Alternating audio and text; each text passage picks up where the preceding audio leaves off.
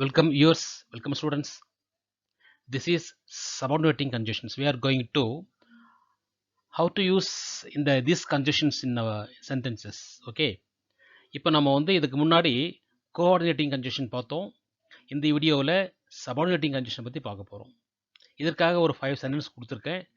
அதில் இருக்கிற red words சிவப்பு எழுத்துக்கள்லாம் நம்ம அந்த கன்ஜெக்ஷனை சொல்லுவோம். நம்ம பாருங்கள், தோ, அல்தோ, ஈவன் தோ, இது மூணு ஒரே மீனிங் தான். I requested him to obey, he took no notice. நான் என்ன ரிக்வெஸ்ட் பண்ணியும் சொல்லியும் கூட அவர் எதையும் கண்டுக்கலன்னு அர்த்தம். இருந்த போதிலும், சொல்லி இருந்த போதிலும் அந்த மீனிங் வரும். நம்ம மீனிங் அவர் பார்த்துக்கலாம். ஒவ்வொன்றா பார்க்க போகிறோம். முதல்ல இந்த வேர்ட்ஸ் மட்டும் அடையாளம் பார்த்துங்க. When they came to other side of the lake, they saw a breathtaking spectacle. Okay. Third பாருங்க. After the rain stopped, we went to school. Fourth, as she played well, she won the game. Fifth பாருங்க. As soon as the thief saw the police, he ran away. இதெல்லாம் just ஒரு சிம்பிளாக கொடுத்துருக்கேன். நிறைய இருக்குது. அதில் உங்களுக்கு மட்டும் ஒரு சிலது கொடுத்துருக்கேன். இது தெரிஞ்சுங்க அப்படின்னு. இப்போ என்ன இருக்கும் அப்படின்றத அடுத்த ஸ்லைடில் வரிசை நம்ம பார்ப்போம்.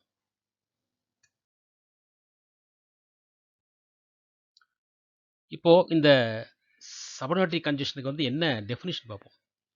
சபார்டினேட்டிங் கன்ஜெக்ஷன் அப்படின்றதுக்கு என்ன டெஃபினிஷன் பார்ப்போம். பாருங்கள், a conjunction is a connecting word.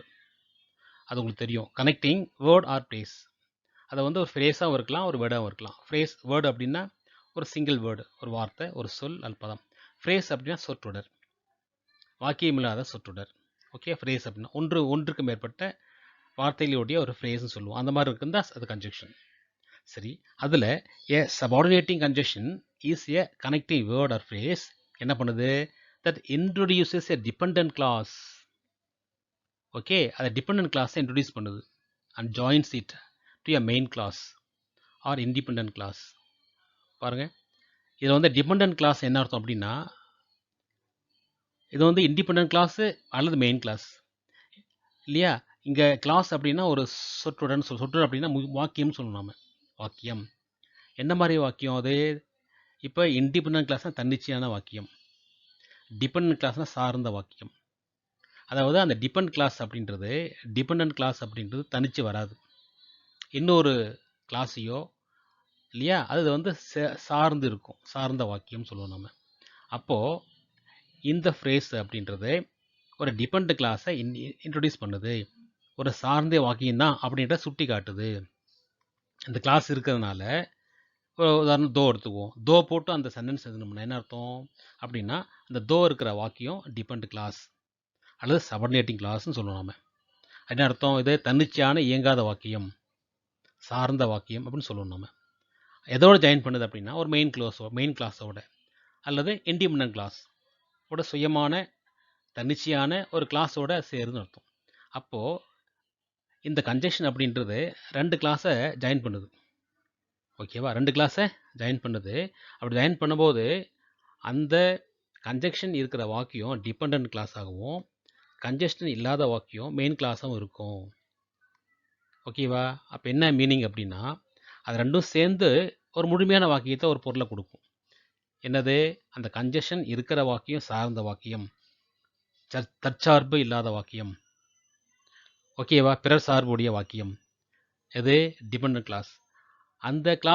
அந்த கன்ஜெக்ஷன் இல்லாத வாக்கியம் மெயின் கிளாஸ், முதன்மை வாக்கியம் சொல்லுவோம். இல்லைன்னா தற்சார்புடைய வாக்கியம் அப்படி சொல்லலாம். நம்ம முதன்மை வாக்கியம் சொல்லலாம். இப்போ முதன்மை வாக்கியமோ சார்ந்த வாக்கியமோ ரெண்டும் சேர்ந்து ஒரு முழுமையான பொருளை தருகிறது. ஆக இந்த கன்ஜெக்ஷன் எங்கே சேருதோ அது தற்சார்பு இல்லாத சார்ந்த வாக்கியம்.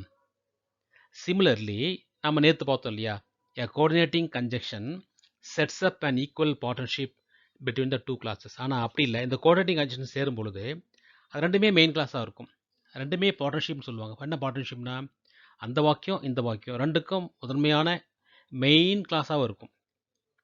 அந்த கோஆர்டினேட்டிங் கன்ஜெக்ஷன் சேர்றதுனால இல்லையா, டிபெண்ட் கிளாஸ் வராது. ரெண்டுமே தற்சார்புடைய வாக்கியம், ரெண்டுமே மெயின் கிளாஸ். மெயின் கிளாஸும் ஒன்றா சேரும் பொழுது ஒரு முழுமையான பொருள் தருது. ஓகேவா? பாருங்கள், யூஸிங் கோஆர்டினேட்டிங் கன்ஜெஷன்ஸ் அப்படின்னா he is sick, he goes to the doctor. he is sick, he goes to doctor. அப்போ he is sick அப்படின்றது ஒரு முதன்மை வாக்கியம், he goes to the doctorன்றது முதன்மை வாக்கியம். ரெண்டு சேரும் பொழுது இந்த so சேர்றதுனால ஓகேவா, அந்த so சேர்ந்த வாக்கியம் so எதில் சேர்த்து பாருங்க, so he goes to doctor, அதனால டாக்டர் பார்க்க போனார், அதனால டாக்டர் பார்க்க போனார். ஓகேவா, அது வந்து எந்த ஒரு சார்ந்த வாக்கியமாக அமையாது, இது முதன்மை வாக்கியம் தான். ஸோ சேர்றதுனால ரெண்டுமே வந்து பார்ட்னர்ஷிப் சொல், ரெண்டுமே வந்து முழுமையான பொருளை கொடுக்குது. ஸோ தேவையில்லை, he sick, okay, he goes to doctor. அப்போது ஸோ இல்லைனாலும் கூட ஓகேவா, ஸோ இல்லைனாலும் கூட அந்த பொருள் தரும். ஸோ எதுக்கு சேர்த்துறோம் அப்படின்னா இரண்டும் சரிசமமான ஒரு பொருளை கொடுக்கிறது. அதை கீழே பாருங்கள், அதுக்கே நான் என்ன பண்ணியிருக்கேன் அப்படின்னா ஆஸ் அப்படின்ற சபார்டினேட்டிங் கன்ஜெக்ஷன் சேர்த்திருக்கேன் பாருங்கள். ஆஸ் ஹீ சிக், அவர் உடல்நலம் இல்லாதனால். ஆஸ் பட்ட அர்த்தம் உடல்நலம் இல்லாதனால். சரி, உடல்நலம் இல்லாதனால என்னாச்சு அவருக்கு, ஏதோ ஒரு ஆகணும் இல்லை, அந்த வாக்கியம் தொக்கி நிற்குது இல்லையா, அந்த வாக்கியம் பொருள் முடியல, இன்கம்ப்ளீட்டாக இருக்குது. ஆஸ் சேக்கல்னா ஓகே, ஹீ சிக், அவர் உடம்பு சரியில்லை அப்படின்னு வந்துடுது. ஆஸ் சேக்கல் அப்படின்னா ஹீ சிக், அவருக்கு உடம்பு சரியில்லை அப்படின்றது நம்ம கருதுகிறோம். ஆனால் ஆஸ் சேரும்போது ஆஸ் ஹீ சிக், அவர் உடம்பு சரியில்லாதனால. அப்போது சரியில்லாதனாலன்ற வேர்டு வரும்போது அந்த வாக்கியம் தனிச்சு நிற்க முடியாது, இன்னொரு வாக்கியத்தோட அது சேர்ந்த போது தான் முழுமையான பொருளை தரும். அப்படி தனிச்சு நிற்க முடியாத வாக்கியம் தான் டிபெண்ட் கிளாஸ். அப்போ ஆஸ் ஹீ சிக் அப்படியே டிபெண்ட் கிளாஸ். அதனால் என்ன ஆச்சு, அதனுடைய விளைவு என்ன அப்படின்னா ஹி கோஸ் டு டாக்டர், அவருக்கு உடம்பு சரியில்லாதனால அவர் டாக்டர் பார்க்க போனார், டாக்டர்கிட்ட போனார். ஓகேவா, இந்த மாதிரி பார்க்கலாம்ல. நான் இன்னொரு உதாரணம் சொல்கிறேன் பாருங்கள். நான் என்னுடைய நண்பனை பார்த்ததனால் என்னாச்சு, பார்த்ததுனால நான் சந்தோஷம் அடைந்தேன். ஓகேவா, எனக்கு ஒரு பணி வாய்ப்பு கிடைத்ததுனால், பணி இல்லாமல் இருந்தேன், பணி வாய்ப்பு கிடைத்ததுனால் நான் சந்தோஷம் அடைஞ்சேன். அப்போது மாறும், அந்த மெயின் கிளாஸ்ன்றது எப்படினாலும் மாறும். எனக்கு பணி வாய்ப்பு கிடைச்சதுனால அனைவருக்கும் நான் என்ன செஞ்சேன், விருந்து வைத்தேன். பாருங்கள், மெயின் கிளாஸ் மாறும். ஆஸ் ஹீ சிக் இல்லை கூட பாருங்கள், ஆஸ் ஹீ சிக், அவர் உடம்பு சரியில்லாதனால ஹி கோஸ் டாக்டர், அது மெயின் வாக்கியம் வேறு கூட போடலாம். இவர் மருந்து எடுத்துக்கிட்டாரு, he takes medicine, he takes rest, மாற்றலாம், ஒன்றும் தப்பில்லை. அதனால் அந்த முதல் வாக்கியம் கண்டிப்பாக இருந்தால் தான் இந்த சபார்டினேட்டிங் கிளாஸ் இருக்கிற அந்த கன்ஜெக்ஷன் இருக்கிற வாக்கியம் முழுமை அடையும். அப்போது நீங்கள் என்ன புரிஞ்சுக்கிறீங்க அப்படின்னா இந்த சபார்டினேட்டிங் கிளாஸ் கன்ஜெக்ஷன் இருக்கிற எல்லாமே வந்து பார்த்தீங்கன்னா காம்ப்ளெக்ஸ் சென்டென்ஸ் சொல்லுவோம், காம்ப்ளெக்ஸ் சென்டென்ஸ். ஓகேவா, நேற்று நம்ம பார்த்தோம் இல்லையா கோஆர்டினேட்டிங், அந்த கோஆர்டினேட்டிங் கன்ஜெக்ஷன் பூரா காம்பவுண்டு சென்டென்ஸ், அது காம்பவுண்டு சென்டென்ஸாக இருக்கும், இது காம்ப்ளெக்ஸ் சென்டென்ஸாக இருக்கும். இப்போ இன்னும் இந்த வாக்கியங்கள் என்ன முறை எப்படின்னு பார்ப்போம், தொடர்ந்து பார்ப்போம். Students, you see, when a subordinating conjunction is linked to a dependent class, நம்ம முதல்ல பார்த்தோம் இல்லையா, ஒரு கன்ஜெக்ஷன் வந்து தற்சார்பில்லாத வாக்கியத்தோட லிங்க்டு இணையும் பொழுது the unit is called a subordinating class. அதுக்கு பேர் என்னது, அதுக்கு பேர் என்ன சொல்லுவோம், அந்த கிளாஸ். நம்ம முன்னாடி ஆஸ் பார்த்தோம் இல்லையா, ஆஸ் இருக்கிற அந்த வாக்கியம் பேர் subordinate class. Okay, so it creates a complex sentence. அந்த மாதிரி இருக்கும் பொழுது ஒரு காம்ப்ளெக்ஸ் சென்டென்ஸை உருவாக்கும், ஃபார் எக்ஸாம்பிள் பாருங்கள், you work hard you will secure good marks. நல்லா வேலை செய்கிற, நிறைய மார்க் வாங்குவேன். இப்போ என்ன செய்கிறேன், அங்கே இஃப் அப்படின்ற ஒரு சபார்டினேட்டிங் கன்ஜெக்ஷனை சேர்த்துறேன். அப்போ யூஸ் அது பாருங்கள், இஃப் யூ ஒர்க் ஹார்ட், நீ கடுமையாக உழைத்தால், ஓகேவா, நீ கடுமையாக உழைத்தால் அது கண்டிஷன், ஒரு கட்டுப்பாடு கொண்டு வரும். You will secure good marks, நீ நல்ல மார்க்கை கண்டிப்பாக வாங்குவேன்.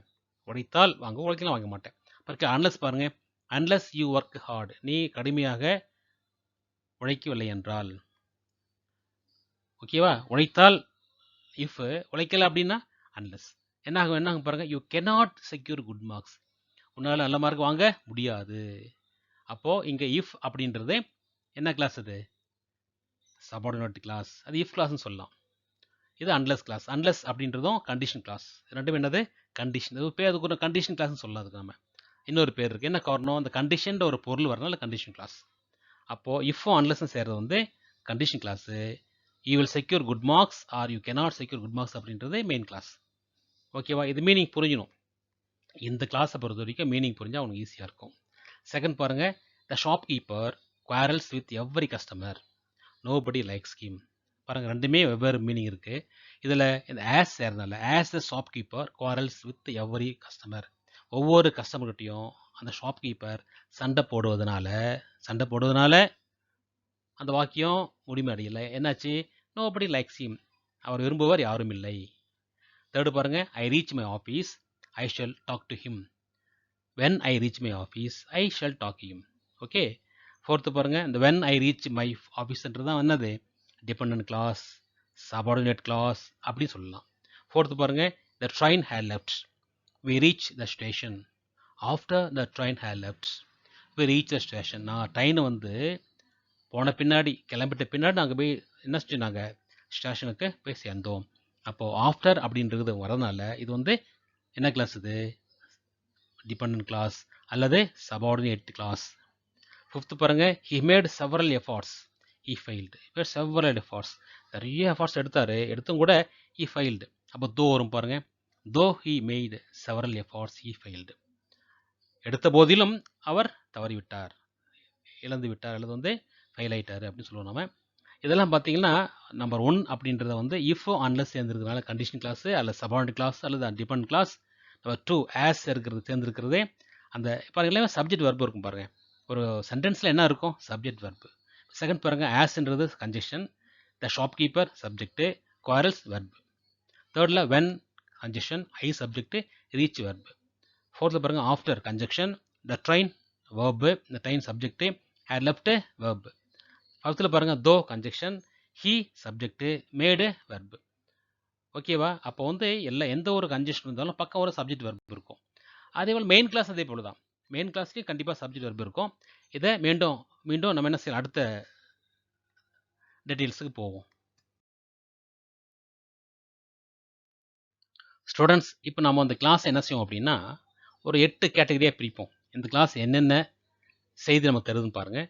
டு இண்டிகேட் டைம், அதாவது காலத்தை குறிப்பிடக்கூடிய, நேரத்தை குறிப்பிடக்கூடிய, சமயத்தை குறிப்பிடக்கூடிய இந்த கன்ஜெக்ஷன் என்னன்னு பார்ப்போம். முதல்ல பாருங்கள், when we finished the work we went out for a cinema. அப்போ என்ன காலம், எந்த காலத்தை குறிப்பிடுது? நாங்கள் அந்த வேலையை முடித்த பொழுது ஓகேவா? அந்த வேலையை நாங்கள் முடித்த பொழுது நாங்கள் சினிமாவுக்கு போனோம். ஓகேவா? அப்போ என்ன சமயம்? அது முடிக்கிறது ஒரு சமயம். முடித்த பொழுதுன்றது ஒரு சமயத்தை குறிக்க, டைமை குறிக்குது, அந்த நேரத்தை குறிக்கக்கூடிய ஒரு வார்த்தை அது. அப்போது இது வந்து நம்ம புரிஞ்சுக்கிறோம். இங்கே வென் ஃபினிஷ் ஒர்க், நாங்கள் ஒர்க் முடிக்கும் பொழுது நாங்கள் சினிமாவுக்கு போனோம்ன்றதை வந்து நம்ம அந்த கிளாஸை சொல்கிறோம் நம்ம. செகண்ட் பாருங்கள், while I receive letter I was filled with Joy. அந்த லெட்டர் நான் வந்து கிடைத்த பொழுதே, பெறும் பொழுதே நான் சந்தோஷம் அடைஞ்சேன். வைல் ஐ ரிசீவ் லெட்டர், இது சமயத்தை நேரத்தை குறிக்கும். as soon as the fraud was discovered, அந்த ஃப்ராடு வந்தோடைய தவறுகளை கண்டுபிடிச்ச உடனேயே, as soon as அப்படின்னா உடனேயே, he was tried and imprisoned, அவனை என்ன பண்ணாங்க, இம்ப்ரெஷன்ட ஜெயிலில் போட்டாங்க. ஓகேவா? ஃபோர்த்து பாருங்க, after she open the door she started clean the room. Door open பண்ண பின்னாடி ரூமை க்ளீன் பண்ண ஆரம்பித்தாங்க. இது வென் கூட போடலாம், ஆரம்பித்த பொழுது. ஆனால் வந்து ஓப்பன் வந்து பார்த்தீங்கன்னா டோரை ஓப்பன் பண்ண பின்னாடி தான் செய்ய முடியும், அதனால் பின்புன்னு போடலாம். ஓகேவா? 5 பாருங்க, த bike will keep running as long as you take good care of it.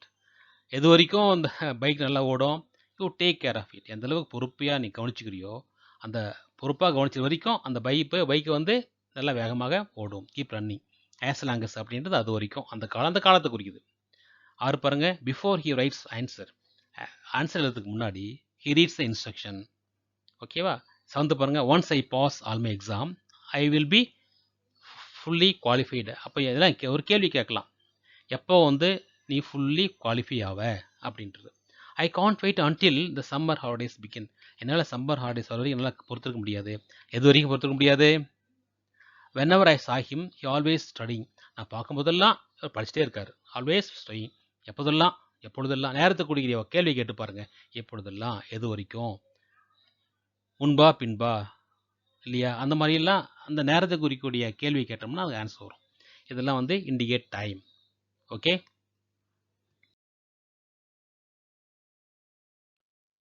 Students, to express contrast, வேறுபாடு, முரண்பாடுன்னு சொல்லுவோம்.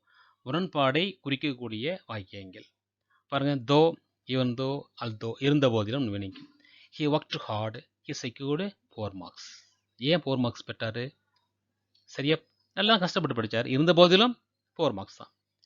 She talks as though as if she knows everything. அவர் ஒன்றும் தெரியாது, என்ன கான்ட்ராஸ்ட், எல்லாம் தெரிஞ்ச மாதிரி காமிச்சிக்கிறது. All of my sisters are doctors whereas I am a teacher. அது வித்தியாசம் பாருங்கள். என் சிஸ்டர் பூரா டாக்டர் இருக்காங்க, நான் டாக்டராக இல்லை, நான் டீச்சராக இருக்கேன். இது வித்தியாசம், அந்த கான்ட்ராஸ்ட், ஒரு முரண்பாடு. அவங்களாம் டாக்டர்ஸ், நான்லாம் டீச்சர் அப்படின்ற மாதிரி. It was an good thing, on the கண்ட்ரரி it was a huge mistake. எல்லாம் நல்லா தான் இருக்குது, நல்லா, it was not good thing, இது நல்ல விஷயமே இல்லை. அப்போது ஆன் த கண்ட்ரரி வித்தியாசப்படுத்தும் போது it was a huge mistake, இது ஒரு பெரிய மிஸ்டேக் தான் அப்படின்றது. Please donate however much you can. உன்னால் எவ்வளோ முடியுமோ அவ்வளோ டொனேட் பண்ணு, எவ்வளோ முடியுமோ அவ்வளோன்றது. ஓகேவா? தேர்டு பாருங்கள், to indicate cause reason. Cause ரீசன்னா காரணம் கருதிய வாக்கியங்கள். ஏன் அப்படின்னு கேள்வி கேட்குறதுக்கு. ஓகேவா? பாருங்கள், as she likes dancing she joins the dance class. ஏன் டான்ஸ் கிளாஸ் ஜாயின் பண்ணாங்க? அவங்களுக்கு விருப்பம் அதில். Since tomorrow is Sunday I hope to be at home all day. ஏன் வீட்டில் இருந்தீங்க? சண்டேவாக இருக்கிறதுனால. சின்ஸ் டுமாரோ வந்து சண்டேவாக இருந்ததுனால வீட்டில் இருந்தேன். Because he is kind helps poor. ஏன் வந்து புவருக்கு ஹெல்ப் பண்ணார்? ஹீ இஸ் கைண்ட், ஏனென்றால் he is kind. The airport was built in 1980. Since then 2 planes have slipped off the runway. ஏன் 2 planes ஸ்லிப்ட் ஆச்சு? 1980 1908 கட்டுறது. அதனால தான் சரியான பராமரிப்பு இல்லை இல்லையா? ஏதோ ஒரு காரணம். ஏன் ஆச்சுன்னா அது காரணம். I believe I have mentioned before that we thatched the stacks with reeds. Okay, ஏன் அப்படி? ஏன் why thatch the stacks with reeds? 6 பாருங்க, he hadn't shed any more tears. After that he understood the situation. Okay, after that she hadn't, ஏன் வந்து அவர் கண்ணீர் சிந்தலை அப்படின்றது. கண்ணீர் ஏன் சிந்தலை அப்படின்ற காரணம் ஏன்னா புரிஞ்சுக்கிறதுனால, அதனால் சுச்சுவேஷன் புரிஞ்சு கண்ணீர் சிந்தலை. அதனால் இது வந்து பார்த்தோம்னா ஏன் அப்படின்ற காரணங்கள் நம்ம தெரிஞ்சுக்கலாம் அதில்.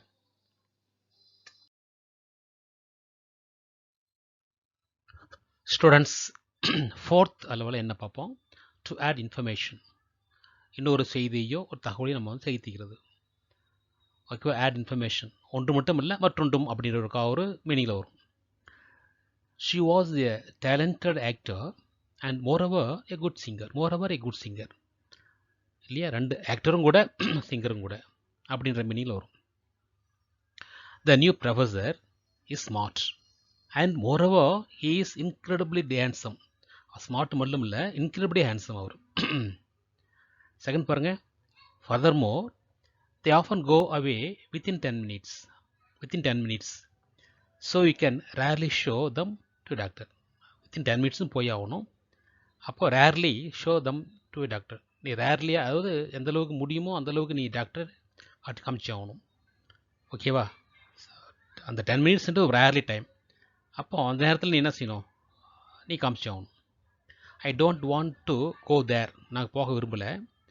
ஃபர்தர்மோர் I have no time to do so. அந்த மாதிரி செய்கிறதுக்கு எனக்கு நேரம் இல்லை.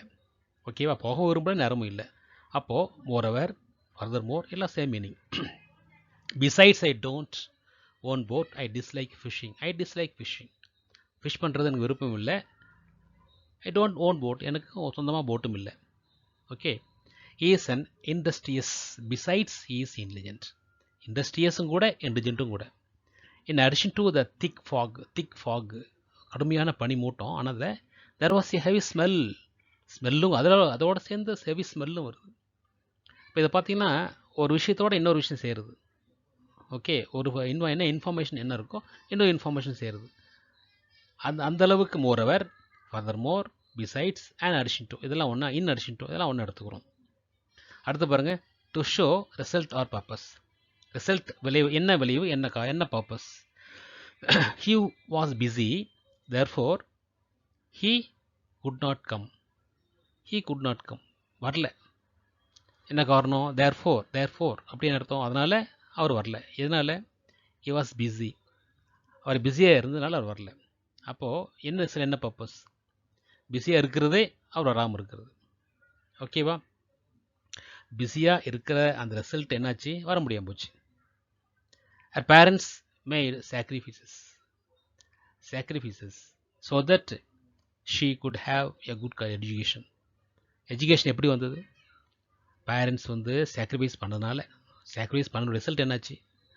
பேரண்ட்ஸு சாக்ரிஃபைஸ் பண்ண பர்பஸ், சாக்ரிஃபைஸ் பண்ண ரிசல்ட் என்ன அப்படின்னா, she could have good education. Okay.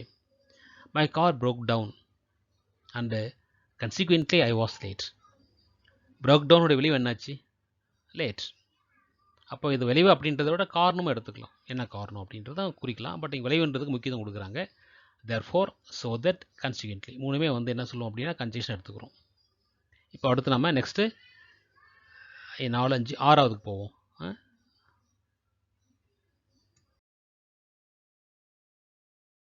Students பாருங்க, 6th டு ஆட் கண்டிஷன். இப்போ பார்த்தோம் இல்லையா கண்டிஷன் கிளாஸ் இல்லையா? If it rains the ground will become wet. If they called me I would answer. If Kishore had taken the medicine he would have been well.